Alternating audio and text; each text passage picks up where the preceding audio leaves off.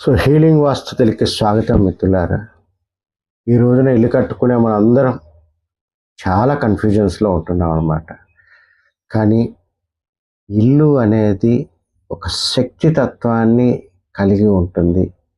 ఎలాంటి శక్తి తత్వాన్ని మనం ఇల్లు కట్టడం ద్వారా క్రియేట్ చేయాలి, ఎలాంటి శక్తి తత్వం అనే దాన్ని మన ఇంట్లో ఉండేటటువంటి భార్య భర్త పిల్లలకి లెక్కలు కట్టాలి. దాన్ని మనం ఒక మండువా కింద కట్టాలా, డూప్లెక్స్ కింద కట్టాలా, ఒక సింపుల్ ఫ్లోర్ కింద కట్టాలా,